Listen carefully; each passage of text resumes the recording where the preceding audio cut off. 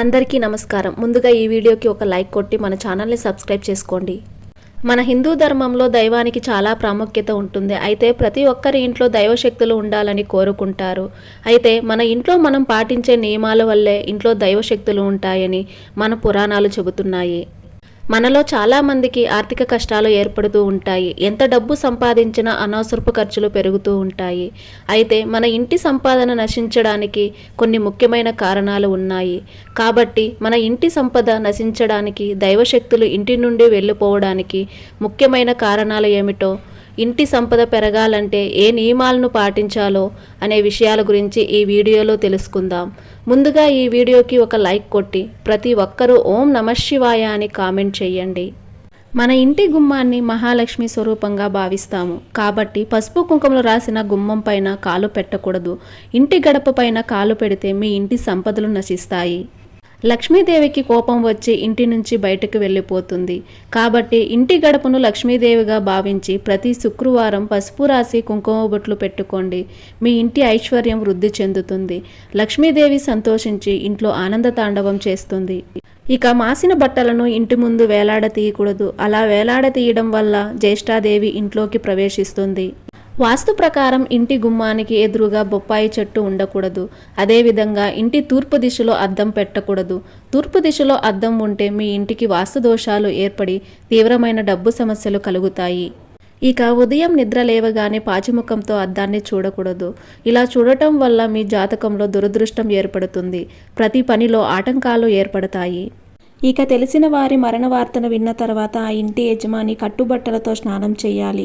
లేదంటే మీ ఇంటికి కీడు పడుతుంది. మన హిందూ ధర్మశాస్త్రాలలో ఇలాంటి కీడుల వల్లే ఇంట్లో కష్టాలు మొదలవుతాయని మన పురాణాలు చెబుతున్నాయి. కాబట్టి ఇలాంటి వార్తలు విన్నప్పుడు యజమాని వెంటనే కట్టుబట్టలతో స్నానం చేయాలి.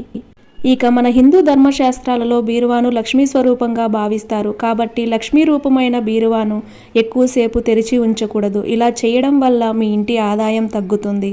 అలాగే బీరువాకు తాళం వేసి ఉంచాలి. బీరువాకు తాళం వేయకపోతే మీ ఇంట్లో ఉన్న లక్ష్మీదేవి బయటకు వెళ్ళిపోతుంది.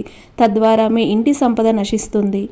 ఇక ఇంటి ఇల్లాలు లక్ష్మీదేవితో సమానం. కాబట్టి వివాహమైన ఆడవారు తప్పనిసరిగా ప్రతిరోజు కుంకుమ బొట్టు పెట్టుకొని చేతులు నిండుగా గాజులు వేసుకోవాలి. లేదంటే మీ ఇంటికి అప్పుల సమస్యలు ఏర్పడతాయి. ఇంట్లో ఉన్న దేవతలు బయటకు వెళ్ళిపోతారు.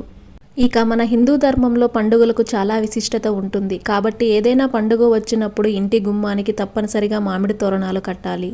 పండుగ రోజుల్లో మీ ఇంటి గడపకు పసుపు రాయకపోయినా, ఇంటి గుమ్మానికి మామిడి తోరణాలు కట్టకపోయినా మీ ఇంట్లో లక్ష్మీ కటాక్షం నశించి ఇంట్లో నుంచి లక్ష్మీదేవి బయటకు వెళ్ళిపోతుంది. అనవసరపు ఖర్చులు పెరిగిపోతాయి. ఇక రావి చెట్టుకు ప్రదక్షిణాలు చేయడం, వేప చెట్టుకు ప్రదక్షిణాలు చేయడం వల్ల అశ్వమేధ యాగం చేసినంత పుణ్యఫలితం దక్కుతుంది. మీ సమస్యలన్నీ తీరిపోయి భోగభాగ్యాలు కలుగుతాయి. ఇక దేవాలయంలో తీర్థం తీసుకున్న తర్వాత ఎంగిలి చేతిని తలపైన రాసుకోకూడదు. ఎంగిలి చేతిని నీటితో శుభ్రం చేసుకోవాలి. లేదంటే మిమ్మల్ని దరిద్రం వెంటాడుతుంది. ఇక వాస్తు ప్రకారం మీ వంటగది ఉత్తర దిశలో ఉండాలి. వంటగదిలో పాడైపోయిన వస్తువులను వంటగదిలో ఉంచకూడదు. ఇలాంటి వంట సామాన్లను వంటగదిలో అస్సలు పెట్టకూడదు. ఇది వాస్తు దోషాన్ని కలిగిస్తుంది. ఇక కొత్త చీపురు కొనాలనుకునేవారు శనివారం మాత్రమే కొనుగోలు చేయాలి. మిగతా ఏ రోజుల్లోనూ చీపురు కొనుక్కోకూడదు. ఇక ఈ రోజుల్లో చాలామంది చెప్పులు వేసుకుని ఇంట్లో తిరుగుతున్నారు. కానీ అలా అస్సలు చేయకూడదు. మన హిందూ ధర్మంలో ఇంటి నిర్మాణం దేవతల ఆశీర్వాదంతో నిర్మించబడుతుంది. ఇల్లు అంటేనే గుడితో సమానమని మన పురాణాలు చెబుతున్నాయి. అలాంటి గుడిలో చెప్పులు వేసుకుని ఇల్లంతా తిరిగితే మీ ఇంట్లోకి నెగిటివ్ ఎనర్జీ ప్రవేశిస్తుంది. అలాగే ఇంట్లో దైవశక్తులకు కోపం వచ్చి ఇంటి నుంచి బయటకు వెళ్ళిపోతాయి. తద్వారా మీ ఇంట్లో కష్టాలు మొదలవుతాయి. అలాగే ఇంటి గుమ్మానికి ఎదురుగా చెప్పులు ఉండకూడదు. దీనివల్ల మీ ఇంట్లోకి దేవతలు రాకుండా వెళ్ళిపోతారు. ఇంటి ఆదాయం కూడా తరిగిపోతుంది. కాబట్టి సింహద్వారానికి ఎదురుగా చెప్పులు ఉంచకండి. ఇక మన వంటగదిలో అన్నపూర్ణాదేవి నివసిస్తుంది. కాబట్టి వంటగదిలో కానీ పూజ గదిలో కానీ తల దువ్వుకోకూడదు. ఇక తడి కాళ్ళతో మంచం పైన నిద్రపోకూడదు. తడికాళ్లతో నిద్రపోతే ఆ ఇంటికి అప్పుల సమస్యలు పెరుగుతాయని, అనారోగ్య సమస్యలు ఏర్పడతాయని వేద పండితులు చెబుతున్నారు. ఇక మీ ఇంటి ముందుకు ఎవరైనా బిచ్చగాళ్ళు వస్తే ఏదో ఒకటి దానం చెయ్యండి. అంతేకాని మీ ఇంట్లో ఏమీ లేదని అంటే నిజంగానే మీ ఇంటి సంపదలు కరిగిపోతాయి. అలాగే మీ ఇంటి ముందుకు వచ్చిన పక్షులకు కూడా ఆహారంగా బియ్యం గింజలను వేయండి. ఎంతో పుణ్యం లభించి 7 తరాల ఐశ్వర్యం మీ ఇంటికి కలుగుతుంది. ఇక ఇతరుల చెప్పులను అలాగే వస్త్రాలను ధరించకూడదు. వేరే వాళ్ళ చెప్పులను వేసుకుంటే వాళ్ళకి ఉన్న దురదృష్టం మొత్తం మీకు చుట్టుకుంటుంది. అలాగే ఇతరుల బట్టలను ధరిస్తే మీ చుట్టూ నెగిటివ్ ఎనర్జీ ఏర్పడుతుంది.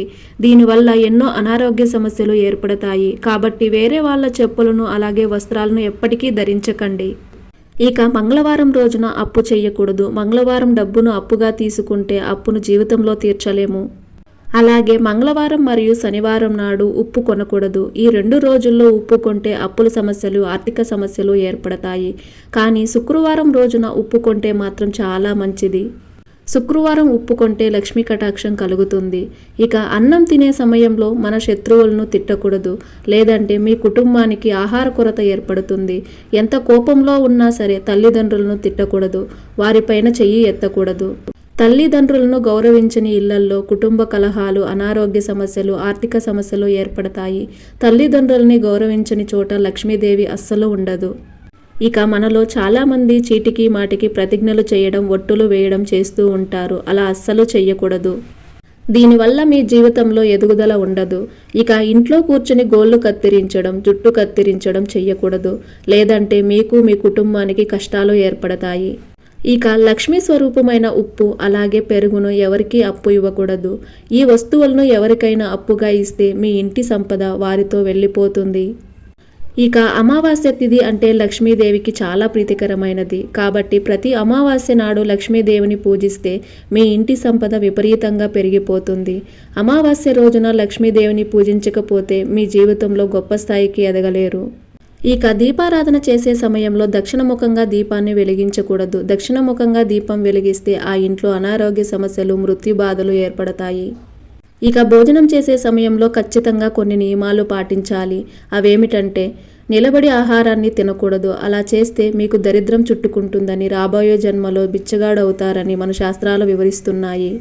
కాబట్టి భోజనం చేసే సమయంలో తూర్పు ముఖంగా కూర్చొని మీ కుడివైపున మంచినీళ్లు గ్లాసు పెట్టుకుని ఆహారాన్ని తింటే అలాంటి ఇళ్లల్లో ధనధాన్యాలకు కొరత ఏర్పడకుండా దేవతల ఆశీర్వాదం ఉంటుంది. అలాగే భోజనం చేసిన తర్వాత తిన్న కంచంలో చేతులు కడగకూడదు. ఇది మీ ఇంటికి దరిద్రాన్ని తెచ్చిపెడుతుంది. సాయంత్రం సూర్యుడు అస్తమించే సమయంలో ఆహారాన్ని తినకూడదు. అలాగే ఇంట్లో నిద్రపోకూడదు. ఇక బ్రాహ్మణులను నిందించిన, గురువులను దూషించిన గురుదోషం కలిగి మీ ఇంటి సంపదలు నశిస్తాయి. కాబట్టి పెద్దలను గౌరవించాలి. వారి ఆశీర్వాదాన్ని తీసుకోవాలి. అప్పుడు మాత్రమే మీ ఇల్లంతా కలకలలాడుతూ సిరి సంపదలతో నిండిపోతుంది. ఈ వీడియో మీకు నచ్చినట్లయితే ఒక లైక్ కొట్టి మన ఛానల్ని సబ్స్క్రైబ్ చేసుకుని మీకున్న ధర్మ సందేహాలకు మాకు కామెంట్ ద్వారా తెలియజేయండి. ఓం నమః శివాయ.